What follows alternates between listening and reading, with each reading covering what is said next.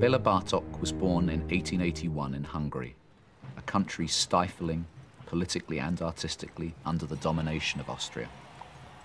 Any artist who needed to breathe their own native air had to flee the cities. And in the undeveloped peasant communities of the Hungarian countryside, Bartok found his salvation, folk music. Music of a vitality and naturalness that seemed to spring direct from the earth. Bartok realized that this was a natural heritage that must be preserved. He not only recorded it, but was one of the first to tackle the problems of trying to notate it. Folk music is full of the idiosyncrasies of speech, as though a good story had suddenly grown wings and taken flight in song.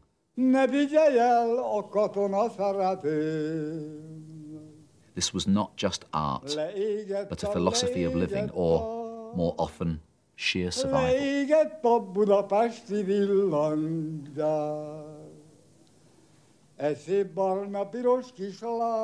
Bartok was one of the first people to really hear folk music as it was, warts and all, full of all its edges. And the strange thing is that when he used it in his own music, it then didn't sound as though he had borrowed it. It sounded as though he'd invented it. It wasn't observed anymore. It was part of his own universe.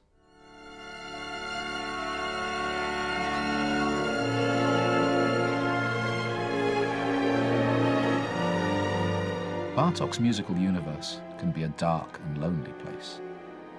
His early opera, Bluebeard's Castle, inhabits the sad, world-weary corner where folk music, twilight tales and nightmares meet the more modern condition of psychological introspection. The tension between the old and the new is Bartok's essential territory. Only Bartok could have taken the Bluebeard legend and identified with Bluebeard himself. It is, in essence, a self-portrait, a man for whom intimate emotional exposure is a violation, a kind of rape. His new wife, Judith, sees the doors in the castle, which represent elements of Bluebeard's life and emotion. And because the doors are locked, she wants to open them. That doesn't seem too unreasonable a proposition, but for Bartok, as for Bluebeard, this was death.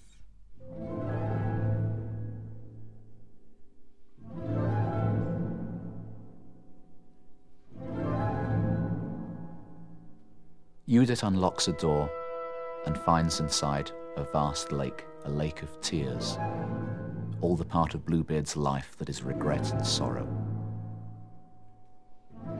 The traumatized stillness of her singing shows the extent of her devastation. And she sings as though she's dredging up some old, forgotten melody. And it's all done in the rhythms of shocked speech.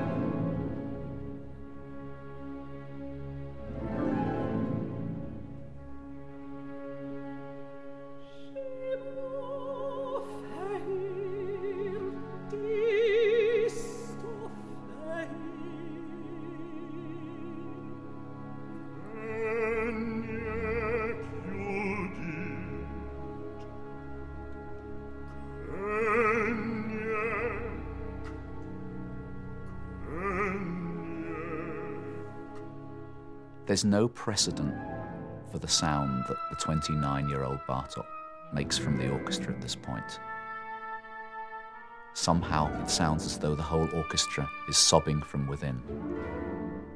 But in fact, as a portrait of a solitary man's soul, there's nothing like this in all music.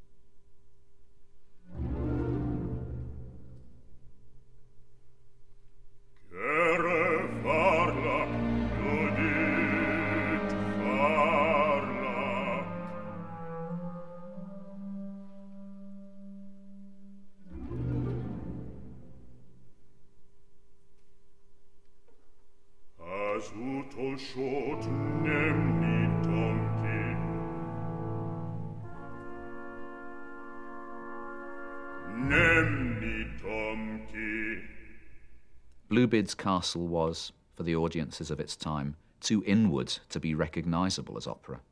It had no success in the theatre in his lifetime. In fact, the 20s and 30s were a struggle for him to gain any real acceptance as a composer.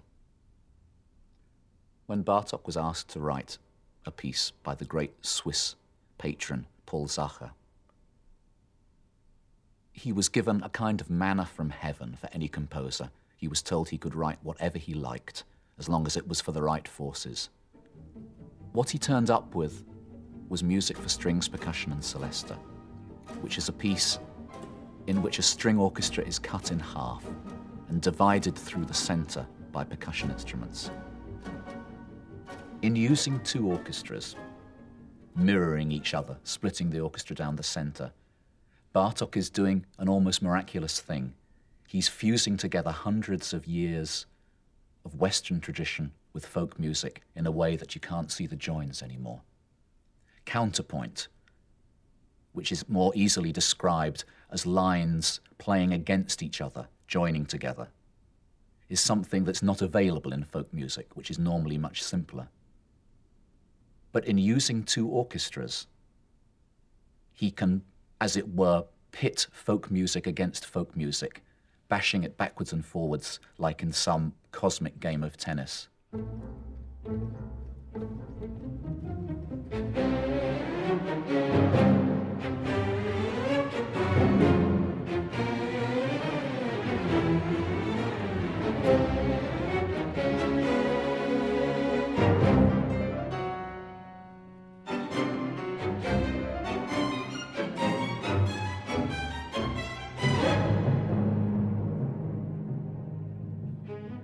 He's also using the string instruments in a very new way. The string instruments which really were the basis of music for as long as the orchestra existed and were used to mimic singing sounds, and now used to mimic speech and the speed of speech and the percussiveness of speech. The strings are used like percussion instruments, and they are little darts of fireworks into the air.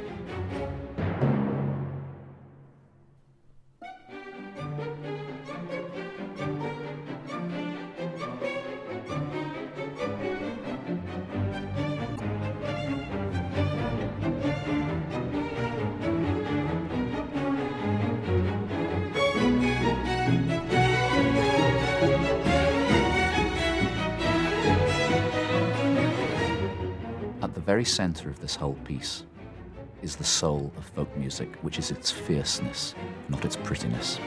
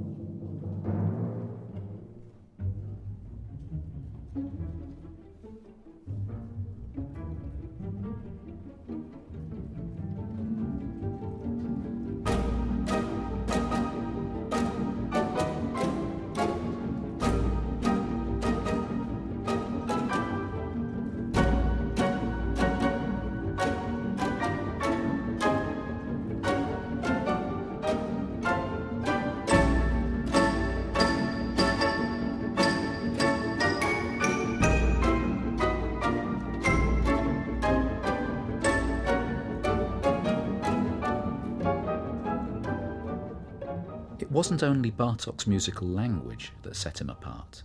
His life through the 20s and 30s became harder as the fascists rose to power in Hungary, and his political outspokenness got him into more and more trouble. In the end, all that remained was exile. In 1940, he left for America, never to return to his homeland. This is the text of a Hungarian folk song. I set out from my lovely home, my beautiful Hungary. I looked back halfway along the road, and my eyes filled with tears.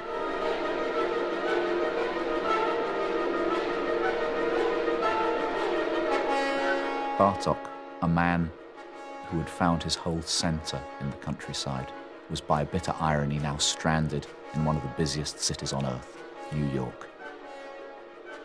The opening bars of the Miraculous Mandarin had been his nightmare vision of the hell of a city, and now he was living it himself. In every way, he was disorientated. His music wasn't played. He knew almost no one.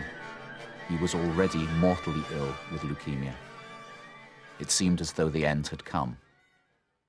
At this desperate juncture in Bartok's life, the commission from Koussevitzky and the Boston Symphony Orchestra to write the Concerto for Orchestra must have seemed heaven-sent. Not only could Bartok now move out of the city back into the country where he belonged, but he could also be treated for his leukemia and buy just a little more time to finish his work. In the third movement, the elegy of the Concerto for Orchestra is very much the emotional core.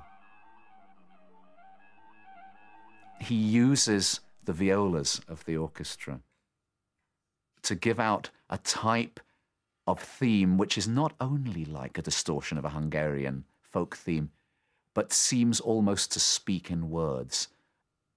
The folk music is hardly there unless you realize that it has been damaged and deconstructed to the point where sometimes there's only two notes left. It's as though this man, exiled from the part of the world he loved the most, could only bring back just little fragments, as though the paper had been torn up and he'd found it at the bottom of his case.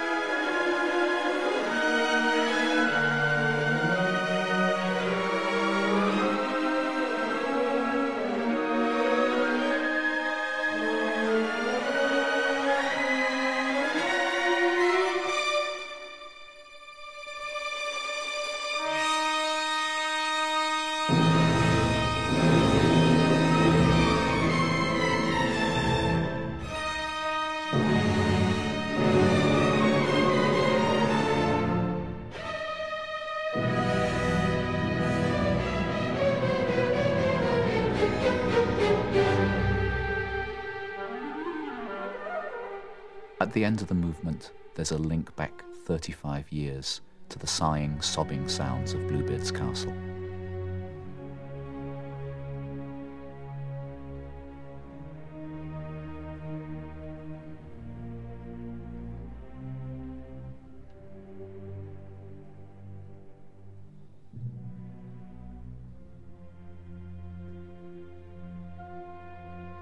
The violins quote the Tears theme from Bluebeard, like a message from the composer back to himself. And the piccolo sings of his loneliness, like the last bird on earth.